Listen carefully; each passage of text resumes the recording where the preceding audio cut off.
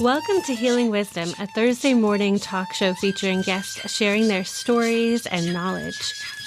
We discuss the healing aspects of the arts, metaphysics, social justice, and adventure through all types of terrain. So join me, Pandora Peoples, here on WOMR 92.1 FM in Provincetown and WFMR 91.3 FM in Orleans. We're streaming worldwide at WOMR.org.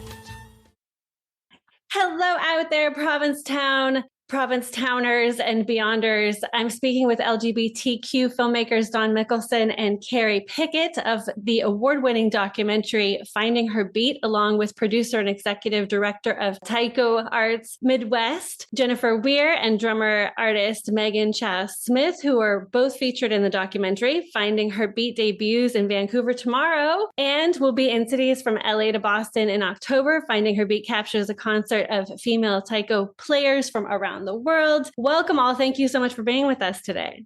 Thank you so much. Thank you. Yeah, happy to be here. Yay. It's a moving story. You know, I was crying when it got, just when it got started, and I was like, oh, and it just kept coming. And I was like, oh, when is this going to stop? So it was awesome. And I sucked it up for the rest of the film. But it's a story about smashing gender roles and shifting power. For thousands of years, Japanese taiko drumming was exclusively done by men, and it came to America in the late 1960s. And I would love for you to talk about, Dawn and Keri, how you first encountered taiko drumming and when did you first meet Jennifer? Well, I will start. I'm Dawn.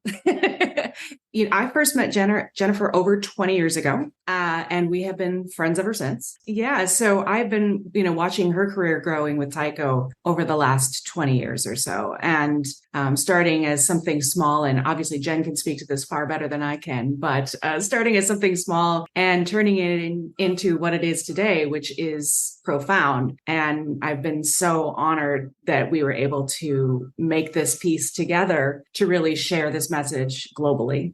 Dawn and I met at a films. Well, we've known each other in the fringes of the film community, but we really got to know each other during the Film Fatales meetings, which Film Fatales is a national organization of women who have directed a feature or a series on television. And so when Dawn approached me about this project, I knew a little bit about taiko because I had photographed Theater Mu and had seen taiko in Theater Mu. And so I knew I loved it, and I knew it was just visually spectacular and an art form. And I'm interested in family and community and people who are righting a wrong. And Jen and Megan's adventure to pull together Her Beat was right up my alley. And so I feel really honored to be a co-director with Dawn on this project, her fabulous idea. Very cool. Very cool. Yeah, I actually remember my parents had very few dates. And I remember I must have been because we were at a certain house in Venice, California. I remember them telling me about these stand-up drummers because they love drumming. And they were like, we're going to go sit on a date and we're going to see these drummers. And and my mom talked about how powerful it was. And, they always invited friends over and, it would just be a house full of male and female drummers. And I just remember how inspired and empowered she felt after coming back after seeing a performance of taiko drummers. It's memorable and it's so important, and it's such an empowering thing to witness the physical power behind it because of how much it's a fully embodied thing. And there's a part where Jennifer gets sick in the film and she's giving a little lesson to Megan about the physical movements behind it, which is very cool. So I would love for you to talk about the drumming as an embodied experience. The one thing that I think is really interesting about sort of living in today's world is it's really easy to get disconnected from your body, to be sort of, as Dawn has said in the past, like a floating head walking around and, in our devices and in sort of all of the lists and tasks and things that we need to do. But just a simple act of fully being present in your body can be, in some ways, especially if you've been through any kind of trauma, really challenging and sometimes even terrifying. And I think one thing that's wonderful about taiko is that it's a practice that helps you build a really healthy connection, and your whole body becomes part of the relationship you create with the drum, as well as sort of this relationship, honestly, that connects you to your ancestors and to kind of the larger world. But we find that taiko drumming not only as sort of a dynamic, powerful performance art, but it's also really a healing, centering And for me, meditative process as well. And Megan, I think, can speak even more deeply to that. Yeah. Well, first, I'm psyched that we're like in Provincetown. Like that's my old stomping grounds. I was, since we're talking about healing wisdom too, I actually was homeless as a gay teen, and Provincetown was like really important to me. So I'm super psyched about that. And in terms of drumming, yeah, like, so I lost my family as a queer youth, and the drums were a way for me to kind of supersede that and reach for my Asian ancestors and be true to me and be powerful. And because when you get up to the drum, there's no hiding. You're going to be there and you're moving and there's huge sound coming. So yeah, it's been just, and I love that it's like I could spend 10 lifetimes on it and still be a sucky beginner. So it's just this wonderful journey and path, and amazing opportunities on top of that for me to live in Japan in a bamboo forest for 12 years and go professional there and really get into the deep like connection to the natural world and the human world and the spiritual world all in one. Yes. And in the film, we find out that you wound up on crutches after that experience, but you just to talk about reconnecting and you don't go back to it. I'm like so super curious. what the heck happened? Because it just sounds like a really intense spiritual initiation in the forest, and then you're on crutches. Yeah, well, it's funny because in Japan there is, I don't recall the word, but there is a whole purification ritual that goes back hundreds of years where people would climb mountains to purify themselves, and every year, and it's super intense. And so I was looking for a really like the real deal, to be able to learn from kind of the Japanese heart of the art form. And so I was able to go, and yeah, it was intense. Like we trained 11 hours a day. And it was more intense because I was like double the age of all of the new apprentices. And so like we would get up at 5:30, run 6 miles in the mountains, and then train another, I don't know, 11 hours. And we got one day off a month. And I was so nervous because my body didn't feel right. So I went to the local doctor, who wasn't really a doctor, but was the only sort of helpful person within 2 hours. And he said, "Oh, here's a pair of crutches. This happens to all of the apprentices." And he said at one point there were 5 on crutches just because of the intense training. And I was like, "Oh, they're going to be so mad at me. I'm going to get in so much trouble." They're like, "Oh, that's fine. Good job." Wow, that is very cool. Throughout the film, we see that these women taiko players have encountered a lot of estrangement from family, sexism.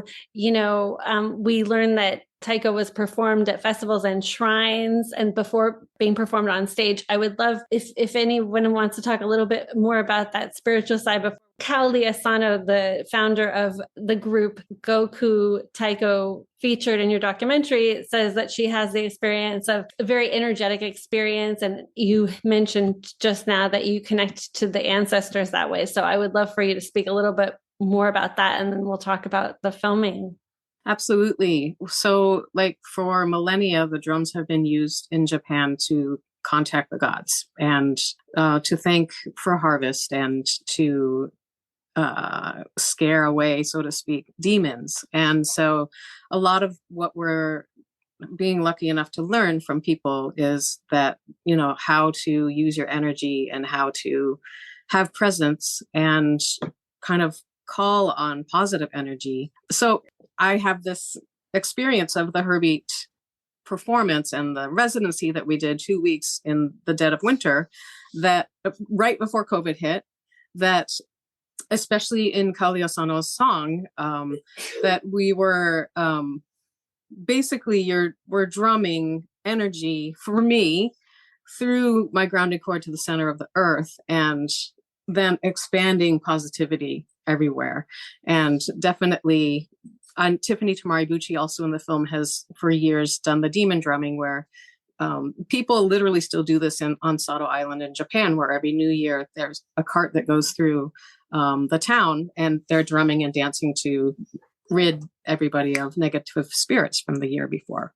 So some of us literally practicing those practices. It's not just the drumming. So bringing heart and spirit and power as a group to shift negativity or whatever's happening.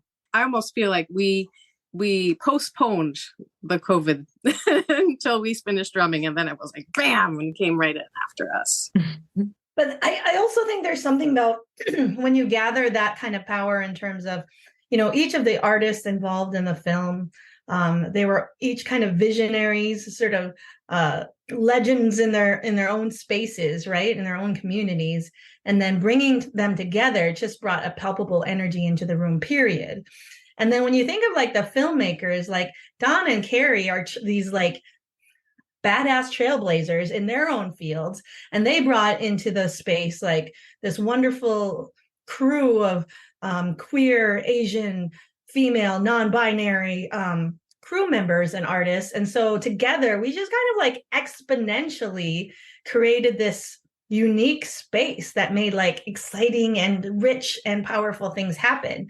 It was really fascinating because of course everyone has their own influence and philosophy and approach to their art, and all of those differences and challenges were in the room too. But this idea that collectively we are exponentially more powerful than we are on our own. And I think we could have made like 18 films about each artist and how amazing they are in their path and their story, but then just getting them into the same room together was such a powerful feeling that I think or at least I hope that kind of translates to the screen as well. It does, and it's beautiful. And it makes me think of coal walking, because when people walk on coals, logic says, science says that they get burned, but there's always spectators watching. And a lot of people believe that it's the power. And they've actually done scientific studies to monitor the people in the audience, and their hearts go in sync with the person who's walking on the coals. So yeah, so that's pretty neat. So I would love for you to talk about bringing all these LGBT folks together in this community in the creation of this documentary, and how was it similar and how was it different for the other films that you've made? And also, Keri, you're the director of photography. Oh, I can talk about the people on screen being reflected behind the camera. That was a belief system that I've had for a long time, but it kind of went supercharged with this film. Jen and I had this conversation very early on that, we needed to embody with this film what her beat was, and that it couldn't just be, this group of white ladies or white guys coming in and thinking they know how to tell the story, which is what happens all the time in documentary. That is the history of documentary, right? And so it was like, so how do we make not only a safe place for the participants so that they can be their full selves on camera, where they're like, I'm surrounded by people who get me, people who are, have similar life experiences to me.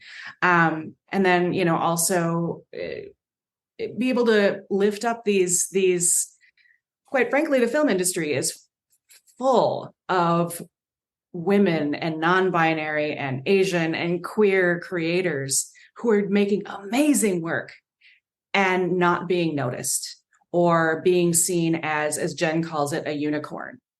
And, like, oh, they're really amazing, not thinking that they are, they're an exception to the rule rather than, as she points out, a proof of concept.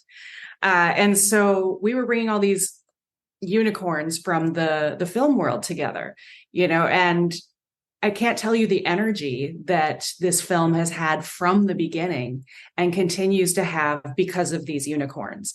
Because not only are they seen, not only are they respected for the work that they do and honored for that, but this is their lives too.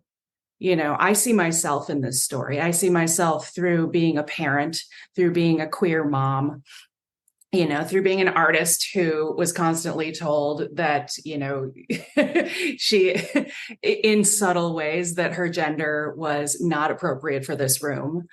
And so, I think that everybody on the team had that.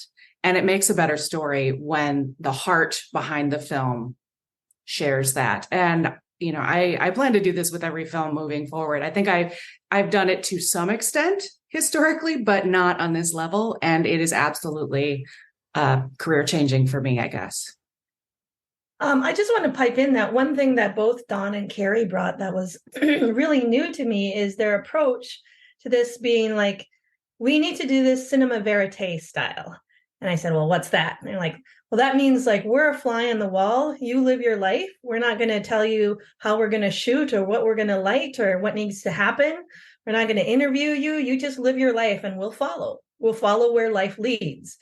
And to me, that resonated so much because here are these women and these artists who have labored so long in their field and have been stripped from the narrative that their voices and their stories aren't allowed to be centered in any space. They're almost like missing from the history of.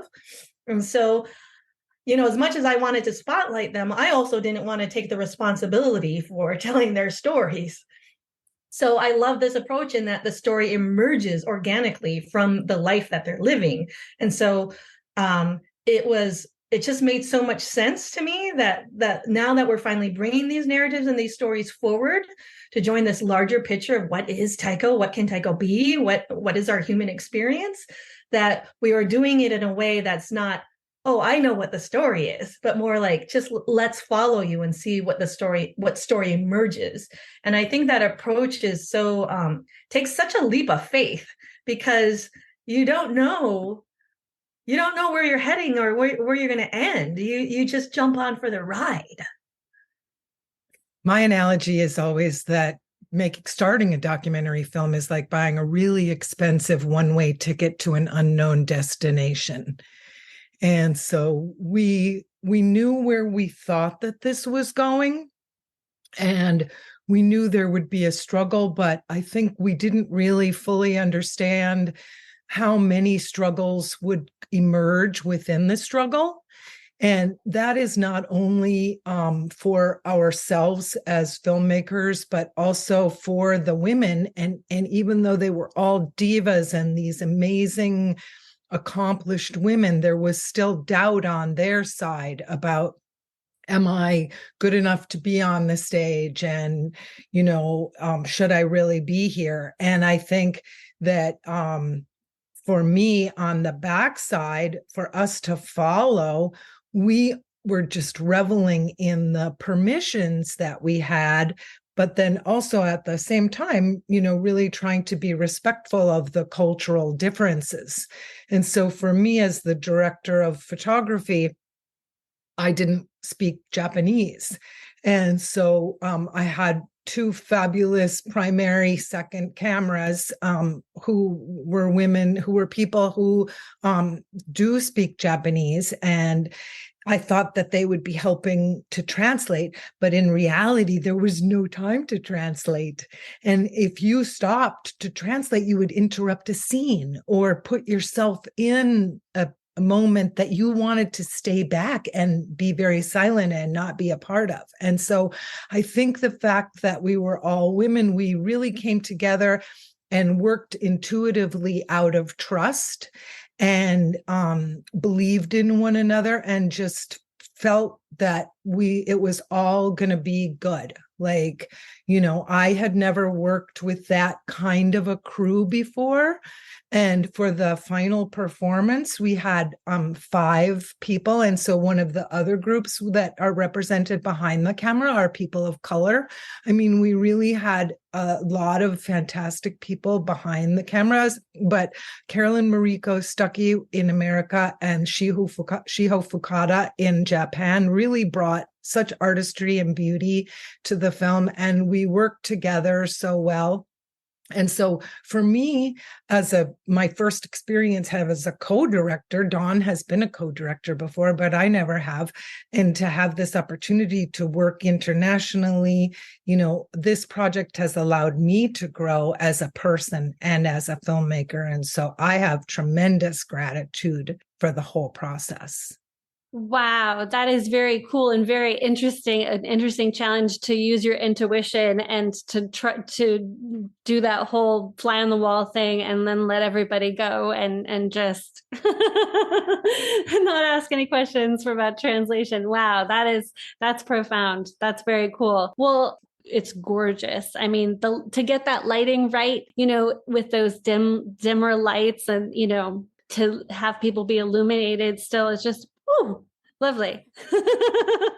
So much success to you. Thank you so much for creating this beautiful film. Any final thoughts or words? I just want to say thank you. And have people seek out your local Taiko group, because you will find them to be a dynamic source of wellness and artistry and community. And also to follow us, to like us, to search us out, Finding Her Beat. We're coming to Boston, October 15th, 16th, and we're spreading out from the country from there. So come find us. We would love to share this story with you. Thank you so much. Thank you. Thank you.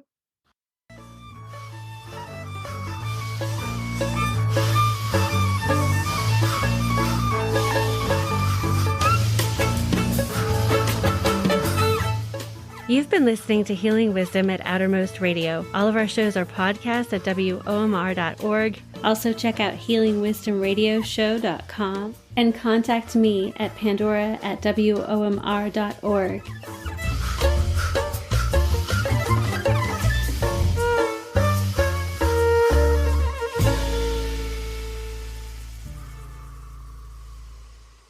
Our theme music is provided by Mason. You can find her website at masonmusic.com. That's MAESYN.